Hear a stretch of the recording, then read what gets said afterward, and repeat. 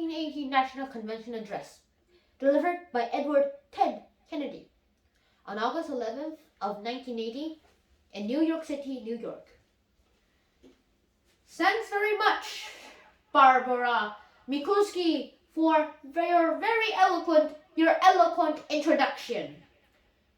Distinguished legislator, great spokeswoman for the economic delivery and for the economic democracy and for the social justice in this country.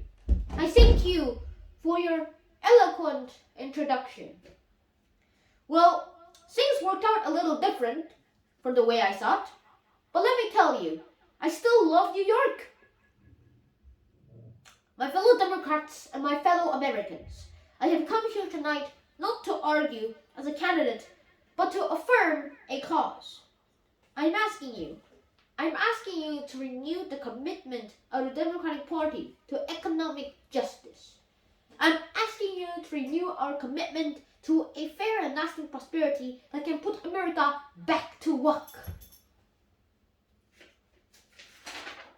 This is the cause that brought me into the campaign and that sustained me for 9 months across 100,000 miles in 40 different states. We had our losses, but the pain of our defeats is far, far less than the pain of the people that I have met. We have learned that it is important to take issues seriously, but never to take ourselves too seriously. The serious issues before us tonight is the cause for which the Democratic Party has stood in its finest hours. The cause that keeps our party young and makes it, in the second century of its age, the largest political party in this republic and the longest lasting political party on this planet. Our cause has been, since the days of Thomas Jefferson, the cause of all the common man and the common woman. Our commitment has been, since the days of Andrew Jackson, to all those he called the humble members of the society, farmers, merchants, mechanics, and laborers. On this foundation, we have defined our values, refined our policies, and refreshed our faith. Now I take the unusual step of carrying the cause and the commitment of my campaign personally to our national convention. I speak out of a deep sense of urgency about the anguish and anxiety that I have seen across America. I speak out of a deep belief in the ideals of the Democratic Party and in a potential of that party and of a president to make a difference. And I speak out of a deep trust in our capacity to proceed with boldness and a common vision that will feel and heal the suffering of our time and the divisions of our party. The economic plank of this platform on its face concerns only material things, but it is also a moral issue that I raise tonight. It has taken many forms over many years. In this campaign and in this country that we seek to lead, the challenge in 1980 is to give our voice and our vote for these fundamental democratic principles. Let us pledge that we will misuse and will never misuse unemployment, high interest rates, and human misery as false weapons against inflation. Let us pledge that employment will be the first priority of our economic policy. Let us pledge that there will be security for all those who are now at work. And let us pledge that there will be jobs for all who are out of work. And we will not compromise on the issues of jobs.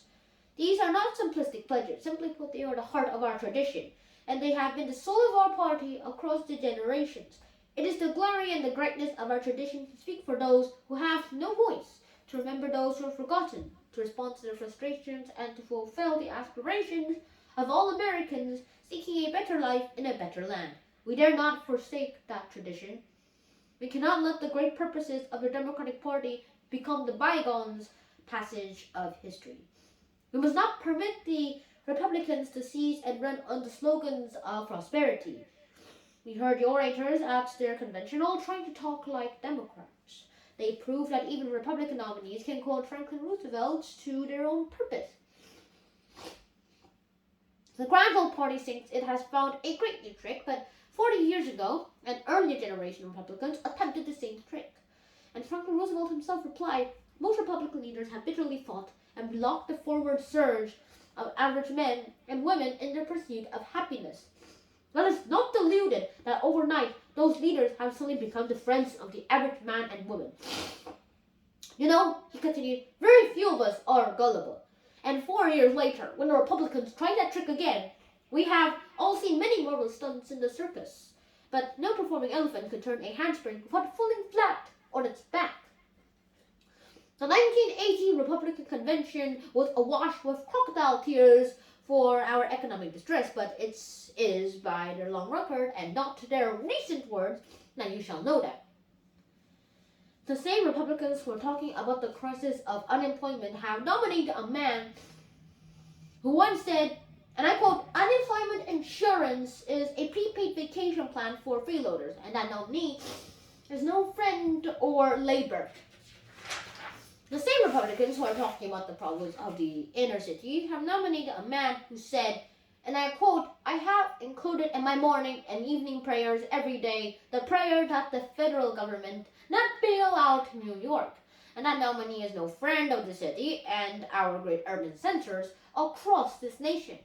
The same Republicans who are talking about security for the elderly have nominated a man who said just 4 years ago that participation in the Social Security should be made voluntary, and that nominee is no friend of the senior citizens of this nation.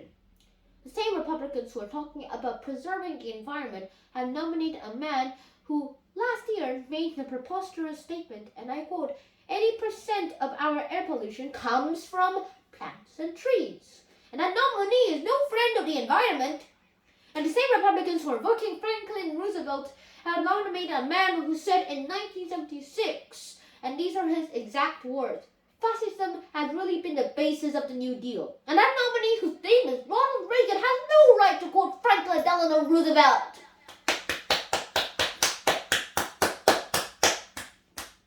The great adventures which our opponents offer is a voyage into the past. Progress is our heritage, not theirs. What is right for us as Democrats is also the right way for Democrats to win. The commitment I seek is not to be outworn views, but to old values that will never wear out. Programs may sometimes become obsolete, but the ideal of fairness always endures. Circumstances may change, but the work of compassion must continue. It is surely correct that we cannot solve problems by throwing money at them. But it is also incorrect that we dare not throw out the national problems onto a scrap heap of inattention and indifference. The poor may be out of political fashion, but they are not without human needs. The middle class may be angry, but they have not lost the dream of all Americans that can advance together. The demand of our people in 1980 is not for the smaller government or bigger government, but for better government. Some say that government is always bad, and spending for the basic social programs is the root of our economic evils. But we reply, the present inflation and recession cost on our economy $200 billion a year. We reply, inflation and unemployment are the biggest spenders of all. The task of leadership in 1980 is not to parade scapegoats or to refuge in reaction, but to match our power to the possibilities of progress. While others talk of a free enterprise, it was the Democratic Party that had acted, and we ended excessive regulation in the free enterprise. It was the Democratic Party that acted, and we ended the excessive regulation in the airplane and the trucks and the trucking industry, and we restored competition to the marketplace. And I take some satisfaction that this deregulation legislation that I sponsored and passed in the Congress of the United States. As Democrats, we recognize that each generation of Americans has a random view with a different reality. The answers of one generation become the questions of the next generation.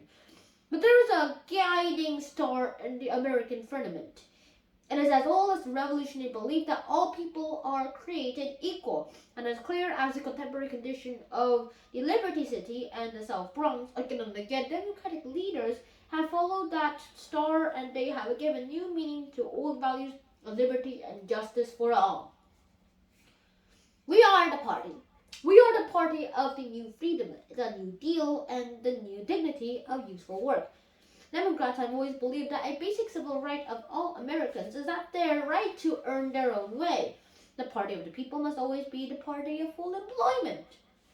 To all those who doubt the future of our economy, let us provide new hope for the reindustrialization of America, and let our vision reach beyond the next election or the next year to a new generation of prosperity. If we could rebuild Germany and Japan after World War II, then surely we can reindustrialize our own nation and revive our inner cities in the 1980s.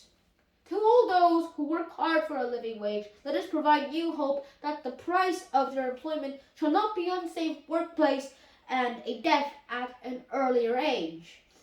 To all those who inhabit our land, from California to New York Island, from the wetwood forest to the Gulf Stream's waters, let us provide new hope that prosperity shall not be purchased by poisoning the air, the rivers, and the natural resources that are the greatest gift of this continent. We must insist that our children and our grandchildren shall inherit a land which they can truly call America, the beautiful. To all those who see the worth of their work and their savings taken by inflation, let us offer new hope for a stable economy. We must meet the pressures of the present by invoking the full power of government to master increasing prices. In candor, we must say that the federal budget can be balanced only by policies that bring us to a balanced prosperity, a full employment, and price restraint. To all those who are overburdened by an unfair tax structure, let us provide new hope for real tax reform. Instead of shutting down classrooms, let us shut off tax shelters. Instead of cutting out school lunches, let us cut off tax subsidies for the expensive business lunches that are nothing more than food stamps for the rich. The tax cut of our Republican opponents takes the name of tax reform in vain. It is a wonderfully Republican idea that will redistribute income in the wrong direction. It's a good news for any of you whose income is over $20,000, $200,000 a year. For the few of you, it offers a pot of gold worth $14,000. But the Republican taxes cut is a bad news for the middle-income families. For the many of you, they plan a pittance of $200 a year. And that is not what the Democratic Party means when they say tax reform.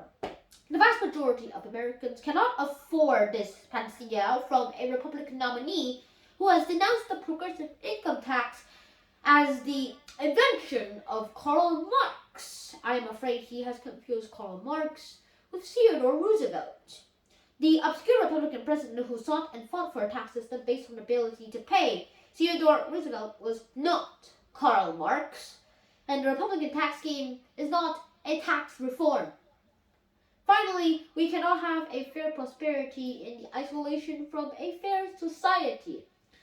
So I will continue to stand for a national health insurance. We must not surrender. We must not surrender to the relentless medical inflation that can bankrupt almost anyone, and must not surrender to the relentless medical inflation that can bankrupt almost anyone, and that may soon break the budgets of government at every level. Let us insist on real controls over what doctors and hospitals can charge, and let us resolve that the state of a family's health shall never depend on the size of a family's wealth. The President, the Vice President, the members of Congress have a medical plan that meets their needs in full, and whenever senators and representatives catch a little cold, the Capitol physician will see them immediately, treat them promptly, fill a prescription on the spot. We do not get a bill even if we ask for it. And when do you think was the last time a member of Congress asked for a bill from the federal government? And I say again, and I have before, if health insurance is good enough for President, the Vice President, the Congress of the United States, then it's good enough for you and every family in America. There were some who said we should be silent about our differences on issues during this convention. but the heritage of the Democratic Party has been a history of democracy.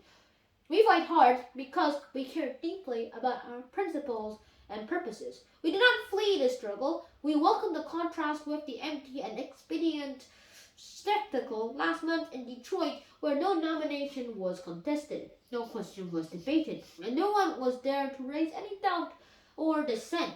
Democrats can be proud that we chose a different course and a different platform.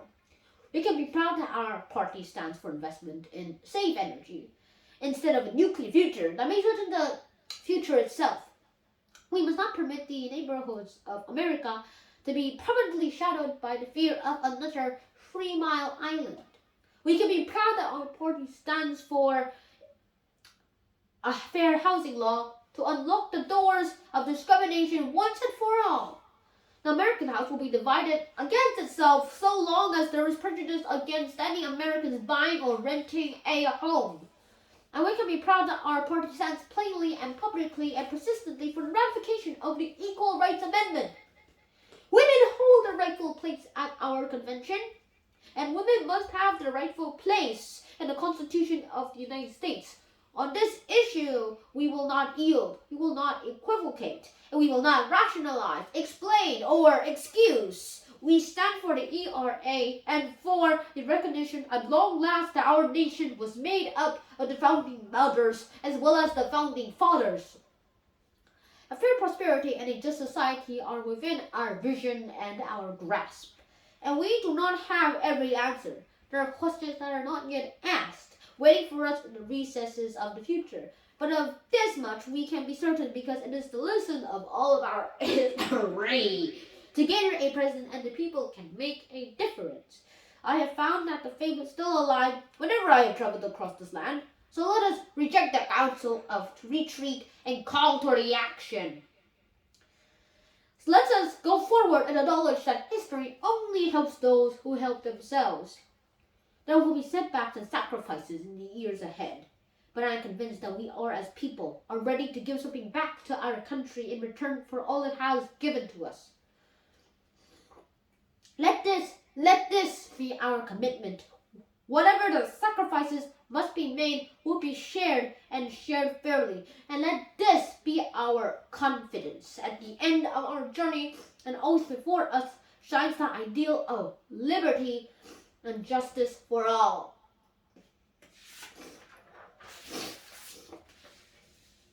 In closing, let me say a few words to all those who I have met and to all those who have supported me at this convention across the country. There were hard hours on our journey, and often we sailed against the wind, but always we kept our runners true. And there were so many of them who stayed this course and shared our hope. You gave your help, but even more you gave your hearts. And because of you, this has been a happy campaign. You welcomed Joan, me, and our family into your homes and neighborhoods, your churches, your campuses, your union halls. And when I think back to all those miles and months of all that memories, I think of you. And I recall the poet's words. And I say, what golden friends are for. And what golden friends I had. Among you, my golden friends, across this land, I have listened and learned. I have listened to Kenny Dubois, a glassblower in Charleston, West Virginia, who has 10 children to support but has lost his job after 35 years, just 3 years short of qualifying for his pension. I've listened to Tracta family who farm in Iowa and who wonder whether they can pass the good life and the good earth on to her children. I have listened to the grandmother in East Oakland who no longer has a phone to call her grandchildren because she gave it up to pay the rent of her small apartment. I've listened to the young workers out of work, to students without the tuition for college, and families without the chance to own a home.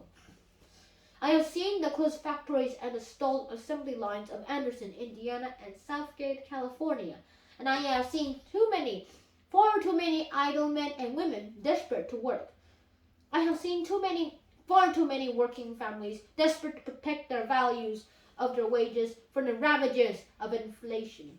Yet I have also sensed the yearning for a new hope among the people in every state where I have been, and I have felt it in their handshakes. I saw it in their faces, and I shall never forget the mothers who carried children to our rallies. I shall always remember the elderly who have lived in an America of high purposes and who believe that it can all happen again. Tonight, in their name, I have come here to speak for them, and for their sake, I ask you to stand with them. On their behalf, I ask you to restate and reaffirm the timeless truth of our party. I congratulate President Carter on his victory here. I am confident that the Democratic Party will reunite on the basis of democratic principles, and that together we will march towards a democratic victory in 1980. And someday, long after this convention, long after the signs come down and the crowds stop cheering and the bands stop playing, may be said of our campaign that we kept the faith. May be said of our party in 1980 that we found our faith again. And may be said of us, both in dark passages and in bright days. And in the words of Tennyson that my brothers quoted and loved, and that has special meaning for me now. I am a part of all that I am meant. 'Tis so much is taken, much abides that which we are. One equal temper of heroic hearts, strong in will, to strive to seek, to find, and not to yield. For me, a few hours ago, this campaign came to an end. For all those who cares have been our concern. The work goes on. The cause endures. The hope still lives. And the dream shall never die.